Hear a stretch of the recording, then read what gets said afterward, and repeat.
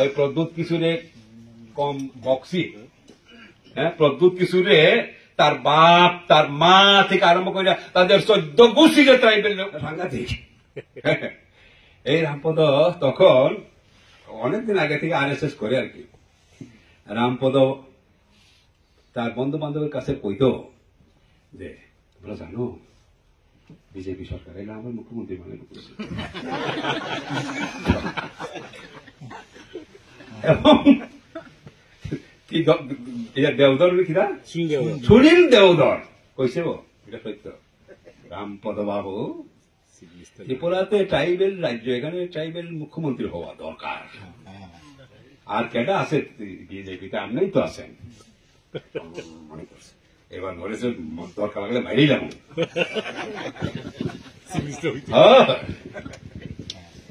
তার মন্ত্রী হয়েছিল ঠিক, কিন্তু 3 মাস বোধ ছিল মন্ত্রীও নাই। এইরকম ভাবে প্রতারণা করছে, প্রলুব্ধ করছে মানুষকে। এইভাবে আইপিএফটি একটা ভয়ঙ্কর পরিস্থিতি তৈরি করে এবং ত্রিপুরাল্যান্ড পাইব মনে কইরা তারা বিজেপিকে ক্ষমতায় আনলো। 2 জন মন্ত্রী হইল।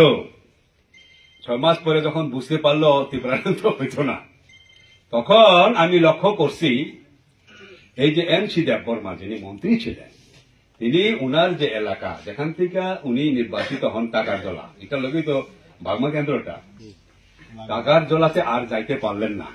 ব্লকের মিটিং করতেও দিছে না ওইখানকার পোলাপান। বুঝা বেটা গু বেগ করতে আছে, এরকম অবস্থা।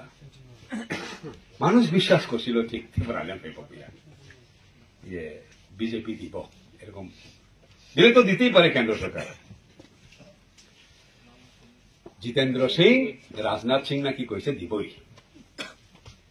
এবং 11 দিনের রাস্তার প্রত্যাহার যখন করে তখন পরিষ্কার আমি তো শুনতে আছি টিভিতে NC দেববর্মা কইছে ত্রিপুরাল্যান্ড মান খা। এরপরে সাংঘাতিক অবস্থা হয়েছে। যখন পাইল না তখন প্রচন্ডভাবে আইপিএফটি এবং ত্রিপুরার সমস্ত ট্রাইবেল যুবক যুবতীরা বিজেপির প্রতি প্রচন্ডভাবে ক্ষুব্ধ হল। ক্রোধে জ্বলে জাগই একেবারে উন্মাদ হয়ে রয়েছে। কেন ত্রিপুরাল্যান্ড দিত না? বেঈমান, বিশ্বাসঘাতক, প্রতারক, এই ধরনের শুরু হয়েছে আর কি। আর সেই সময় গুদের উপর বিষ পুরা কই বাংলায় পা ফুলা রয়েছে, এরপর আবার পোড়াও হয়েছে। হ্যাঁ, গুদের উপর বিষ পুরা কি হয়েছে? এমনি ত্রিপুরাল্যান্ড দিব কইয়া দিছে না, রাগে মানুষ ফুলতে আছে। এই সময় লইয়া আইছে সিএবি বিল। সিএবির অর্থ হয়েছে ইন্দিরা গান্ধী মুজিবুর রহমান যে আন্তর্জাতিক চুক্তি করছে, যে চুক্তিতে বলা হয়েছে 1971-এর পর বাংলাদেশ থেকে এদিকে যে কেউ আয়োগ সে ইন্ডিয়ান হইত না, এদিক থেকে বাংলাদেশে গেলেও সেও বাংলাদেশে হইত না। 71-এর পরে আর কেউ এদিক এদিক আওয়ার কোন চান্স নাই, এটাই কইছিল। এটাকে ঠিক মতো কার্যকরী করে না দেখে আসাম আন্দোলন হয়েছে, এরপরে আসাম চুক্তি হয়েছে। এই আসাম চুক্তিতে আবার বলা হয়েছে 1971 সাল ইন্দিরা মুজিব চুক্তিকে সঠিকভাবে কার্যকরী করা হইব। আর সিএবি আইনে কি মানে বিলে কি বলা হয়েছে? এখন তো আইন হয়ে গেছে কি 1971 না, তার যে আরো 50 বছর পিছনে আইয়া মোদী যে বছর প্রধানমন্ত্রী হয়েছে, এই বছর পর্যন্ত যারা এদিকে আয়া পড়ছে তাদের সবাইকেই সিটিজেনশিপ দেওয়া হইবে, হিন্দু হইলে, মুসলমান হইলে হইত না। শুধু 2014 না, এরপরেও যদি কেউ আইয়া 6 বছর পর্যন্ত আর ফিরা না গেলে হিন্দু হইলে তারেও কোয়া হইব, ইন্ডিয়ান কোয়া হইব, ত্রিপুরার মানুষ কোয়া হইব। হ্যাঁ, এইরকম অবস্থা। এতে উত্তর পূর্বাঞ্চলে আগুন জ্বলতে শুরু করে। উত্তর পূর্বাঞ্চল তো আগেই মনে করে বাংলাদেশ থেকে লোক আইয়া আমরা সংখ্যালঘু করে দিছে, বিশেষ করে ত্রিপুরা, এবং ত্রিপুরার মতন যাতে অন্য রাজ্যে ট্রাইবেলরা সংখ্যালঘু না হয় সেটা তারা চায়। এই কারণে এই সিএবি যখন হয় তখন মিজোরামের ট্রাইবেল ছেলেরা স্লোগান দিছিল গুড বাই ইন্ডিয়া, ওয়েলকাম চাইনা। আমরা ইন্ডিয়ার লোকে থাকতাম না, চাইনার লোকই চামড়া, এরকম স্লোগান পর্যন্ত ছিল।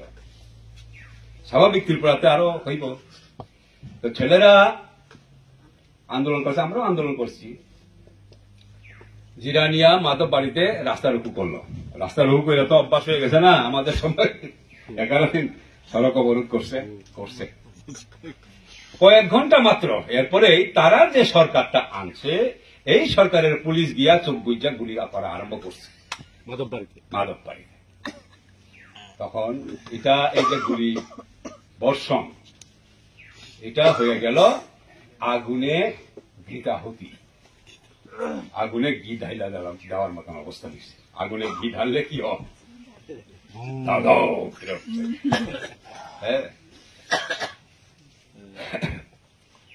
চিল্লাইয়া কইতে আছে তখন বামফ্রন্টের সময় 11 দিন রাস্তা রুকু করছি, বামফ্রন্টের পুলিশ কেউ একটা টুকাও দিছে না, গালিও দিছে না। আর আমি যে সরকারটা আনলাম, এই সরকার কয়েক ঘন্টা আমরা রাস্তার বসে গুলি মারা শুরু করলো। 5-6টা ছেলে পড়ে গেল। আর তাদেরকে হাসপাতালে আনার জন্য গাড়িতে করে যখন আয় তখনও অ্যাটাক হয়। সাংঘাতিক অবস্থা, এইভাবে থাকা যায় না। এই সরকারকে হটাইতে হইব। সবাই সমস্ত ট্রাইবেল পৈলা জাতিগুলো পার্টি, আগে জাতি পার্টি টাটি না।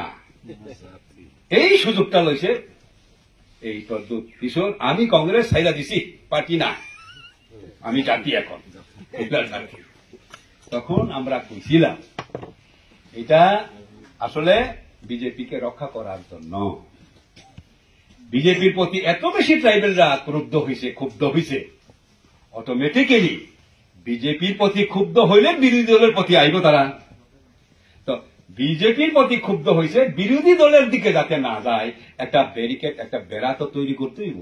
এই বেড়াটাই হয়েছে তীব্রমতা প্রদ্যুৎ কিশোরের, যাতে সিপিএমে না আয় মানুষ, গণমুক্তি পরিষদে যাতে না যায়। সেই কাজটা করছে বলে আমরা কইলাম। কিন্তু আমাদের ছেলেরাও আমাদের কথা বিশ্বাস করলো না। গণহারে জিএমপি সাইডেও চাইতে আরম্ভ করলো। অদ্ভুত ব্যাপার। তখন অনেকে কইছে আমরা গণমুক্তি পরিষদের নেতারা ওই প্রদ্যুৎ কিশোরে কম বক্সি। হ্যাঁ, প্রদ্যুৎ কিশোরে তার বাপ, তার মা থেকে আরম্ভ করে তাদের 14 গোষ্ঠীকে ট্রাইবেল ধ্বংস কইরা দিয়ে গেছে। এটা কেন কইল না চিল্লাইয়া? কইলে এত বেশি আমাদের লোকজন নাও যেতে পারত। এটা কইছে আমাদের মধ্যে অনেকে, হ্যাঁ, নরম আমরা, কিন্তু কমরেডগণ, হ্যাঁ নরম। আমরা তখন 1300 বছরের রাজাদের রাজত্বে ট্রাইবেল এলাকায় একটা রাস্তা হয় নাই, একটা স্কুল হয় নাই, একটা বাজার হয় নাই, একটা অফিস হয় নাই আমরা বলতে পারতাম। বলেছিও নিজেদের মিটিং এ, কিন্তু বাইরে মাইক টাঙ্গাইয়া আমরা তখন খুব বেশি বলি নাই। এটা একটা আমাদের কৌশল। এই যে বললাম concrete analysis of concrete condition, পরিস্থিতিকে অ্যানালাইসিস কইরা অ্যাসেস করতে হয়। আমি কোন কথাটা কম এখন এখানে একজন কমরেড এখানে আলোচনা করতে আইয়া কইছে সুন্দরভাবে।